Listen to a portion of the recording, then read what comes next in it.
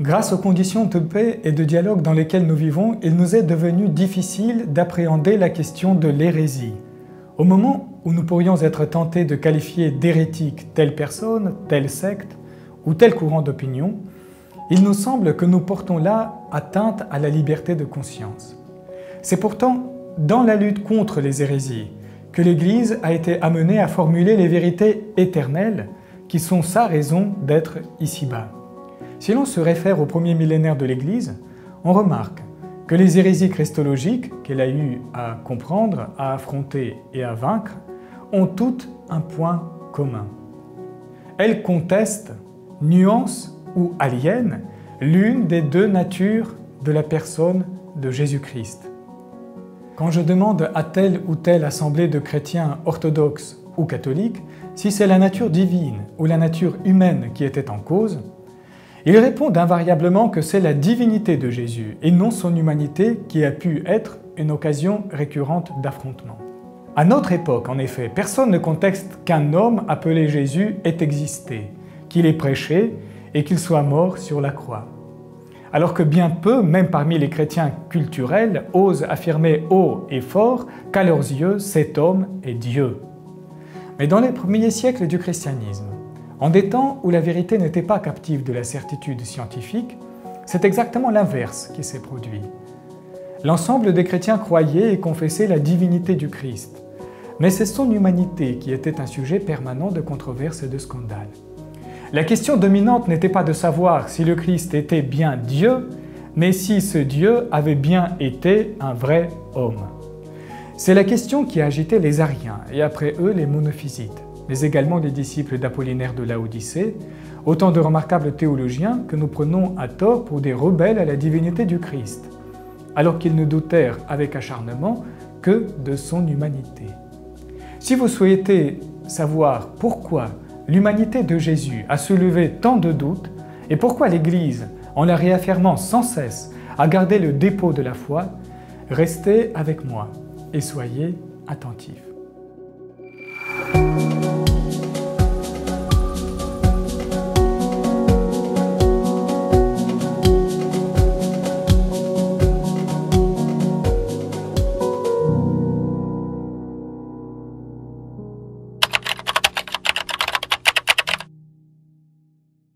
Une des premières grandes hérésies apparues dans les milieux chrétiens est ce que nous appelons le gnosticisme. Sous ce nom générique, plusieurs courants et doctrines ont été rassemblés. Leur point commun est la référence à une connaissance cachée, ésotérique, une gnose, révélée au plus spirituel des hommes. Cette gnose donne une interprétation spirituelle de l'Écriture. Elle tente à considérer que la vie de Jésus, sous les formes matérielles destinées aux profanes et jugées imparfaites, nous fait entrevoir les réalités éternelles et immatérielles, les seules qui comptent vraiment. Les gnostiques contestent la réalité de l'incarnation du Verbe, c'est-à-dire l'idée qu'en Jésus-Christ, le Verbe éternel de Dieu est devenu pleinement et réellement homme. Ils refusent aussi de reconnaître que le Père éternel et invisible soit identique au Dieu de l'Ancien Testament, à Yahvé, qui s'est révélé à Israël.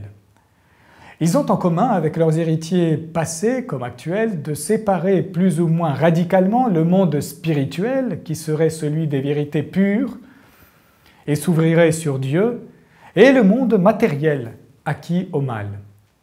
Le monde que nous connaissons et dont nous faisons l'expérience, la matière dont il est fait, tout cela ne peut provenir à leurs yeux que d'un Dieu subalterne, d'un mauvais démiurge.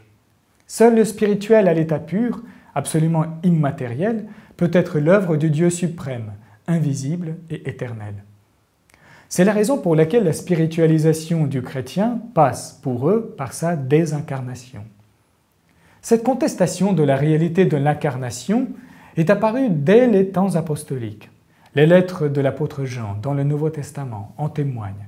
Par exemple, dans sa première lettre, Jean écrit « À ceci vous reconnaissez l'Esprit de Dieu, tout esprit qui confesse Jésus-Christ venu dans la chair est de Dieu. Et tout esprit qui divise Jésus n'est pas de Dieu, c'est l'esprit de l'Antichrist, dont vous avez entendu annoncer qu'il vient, et dès maintenant, il est dans le monde. La chair de Jésus, c'est-à-dire son humanité dans ce qu'elle a de plus matériel, a donc été une pierre d'achoppement pour certains dès l'époque apostolique.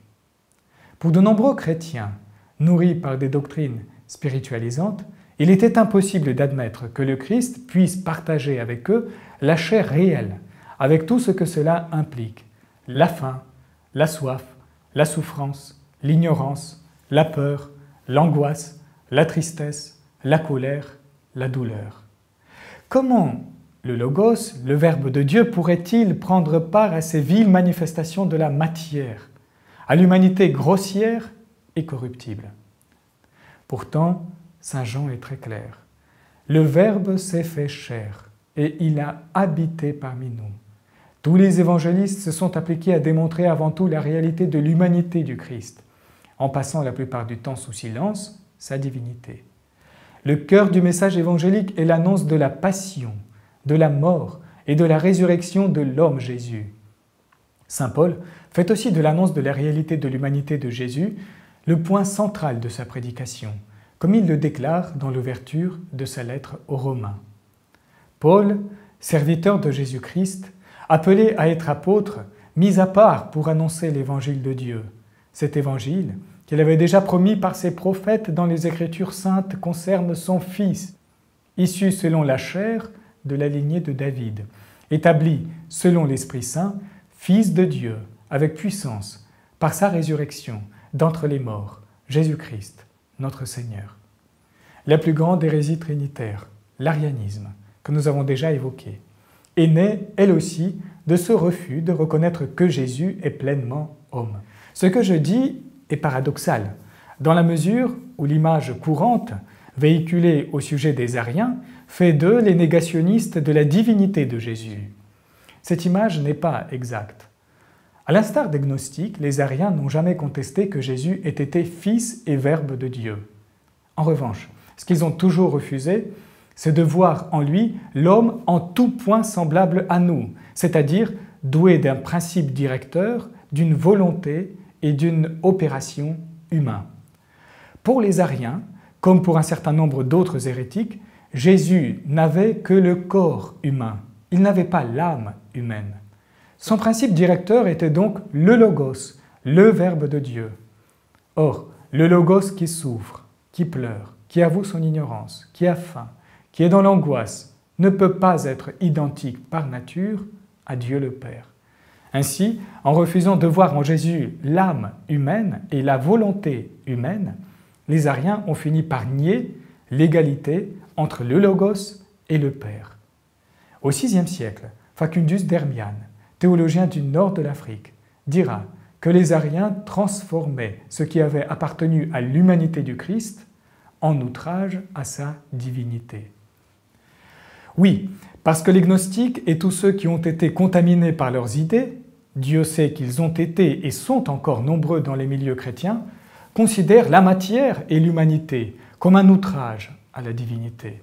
Pourtant, la nouveauté de l'Évangile consiste à dire, avec Saint Jean, que le Verbe s'est fait chair. Dieu est devenu homme.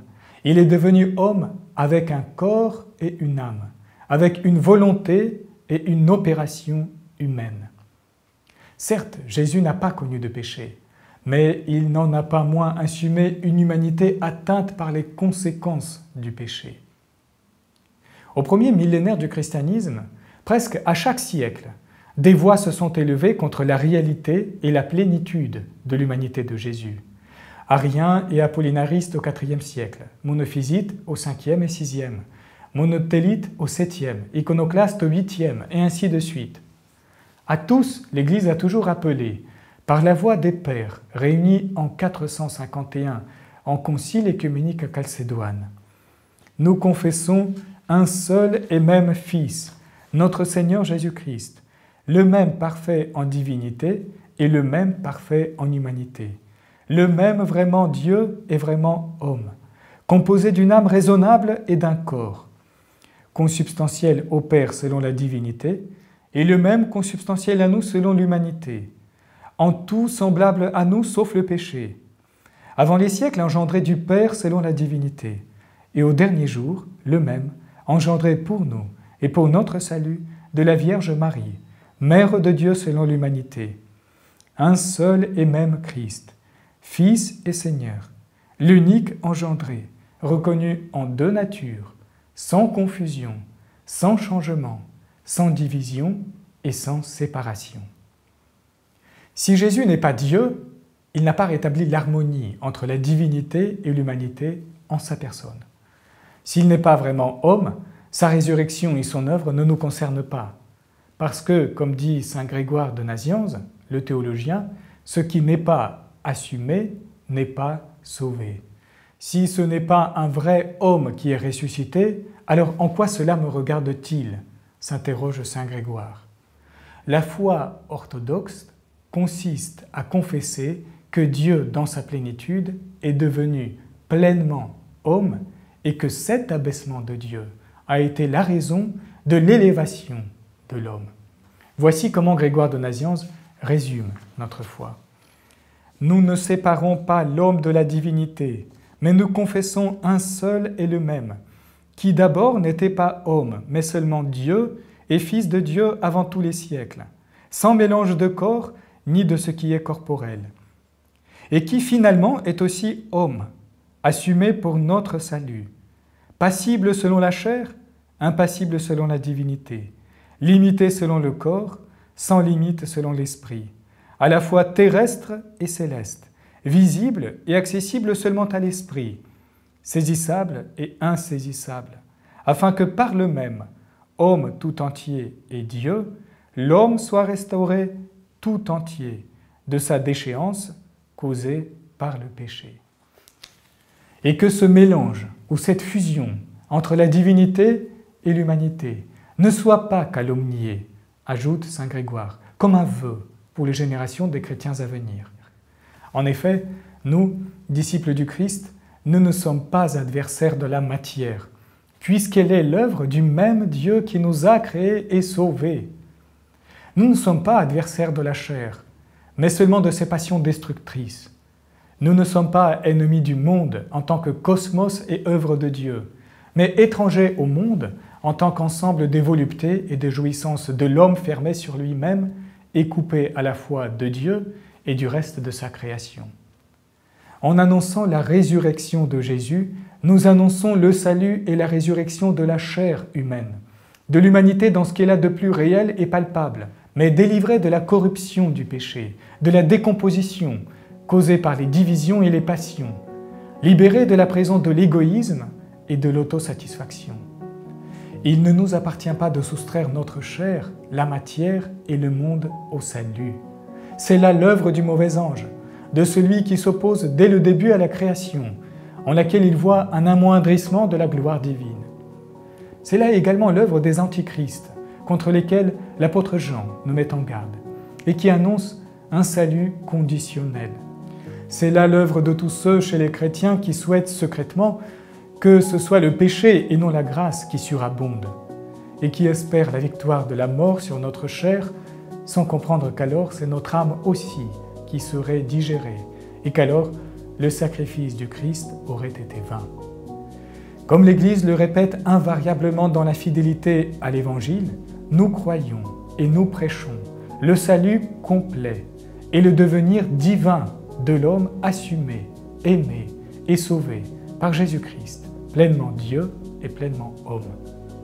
En espérant la divinisation de l'humanité, nous annonçons non pas la fin de l'homme, mais son plein épanouissement dans son rôle initial, celui de médiateur entre la chair et l'esprit, entre la matière et la lumière, entre le temps et l'éternité, entre l'univers et son Créateur.